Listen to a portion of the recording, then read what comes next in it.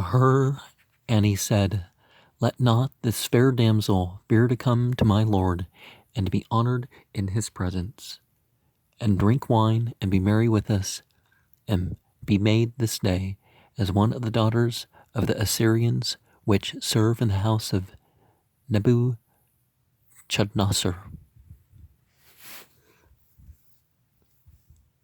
And sometimes they mean wine, sometimes they just mean juice, but we kind of know what they mean here. It's not just juice. Then said Yehudit unto him, Who am I now, that I should gainsay my lord? Surely whatsoever pleaseth him, I will do speedily, and it shall be my joy unto the day of my death.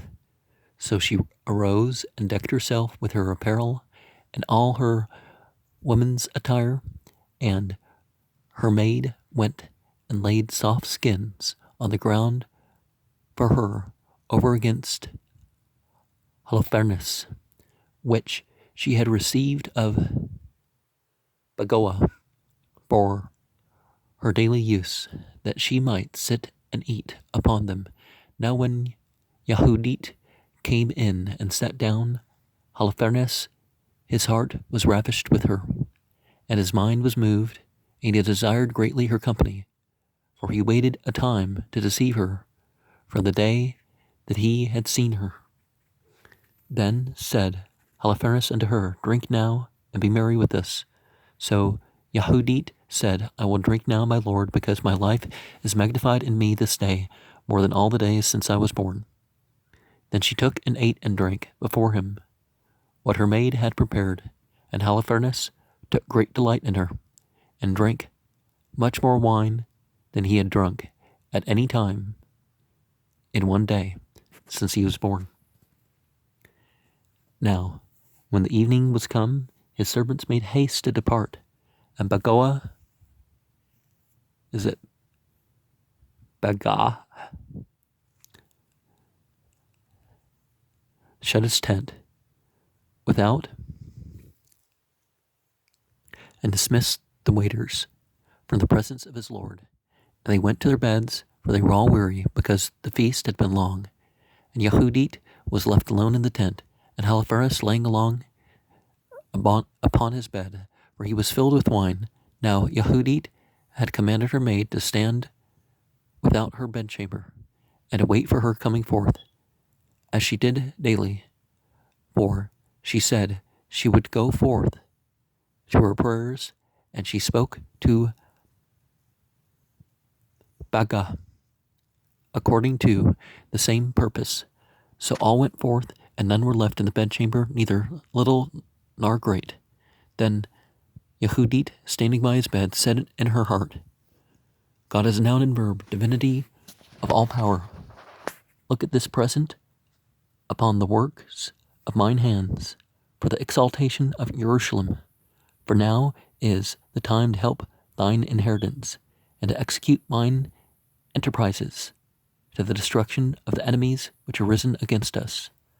Well, didn't we hear earlier that they had good reason? That Yishrael was the aggressor?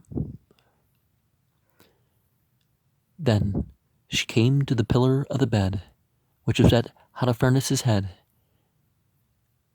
and took down his falchion from thence, and approached to his bed, and took hold of the hair of his head, and said, Strengthen me, God is a noun and verb, divinity of Yishrael, this day.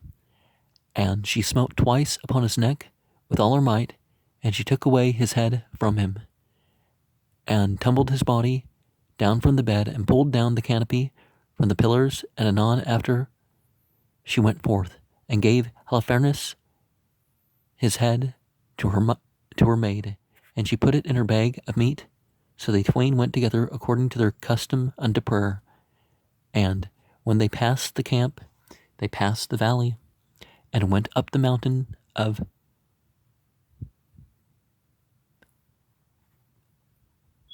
Betulia,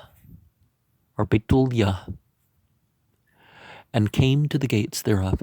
Then said Yehudit afar off to the watchman of the gate, Open, open now the gate.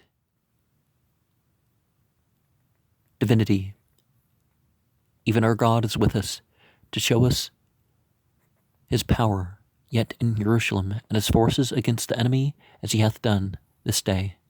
Now when the men of her city heard her voice, they made haste to go down to the gate of their city, and they called the elders of the city, and then they ran all together, both small and great, for it was strange unto them that she was come so. They opened the gate, and received them, and made a fire for a light, and stood round about them. Then said she to them with a loud voice, Praise, praise divinity, I say, for he hath not taken away his mercy from the house of Yisrael, but hath destroyed our enemies by mine hands this night. So she took the head out of the bag, and showed it, and said unto them, Behold the head of Holofernes, the chief captain of the army of Assur, and behold the canopy, wherein he did lie in his drunkenness, and God as noun and verb hath smitten him by the hand of a woman. As God as noun and verb liveth, who hath kept me in my way, that I went. My countenance hath deceived him to his destruction, and yet hath he not committed sin with me, to defile and shame me. Then all the people were wonderfully astonished, and bowed themselves and worshipped divinity, and said with one accord, Blessed be thou, O God, which hast this day brought to naught the enemies of thy people.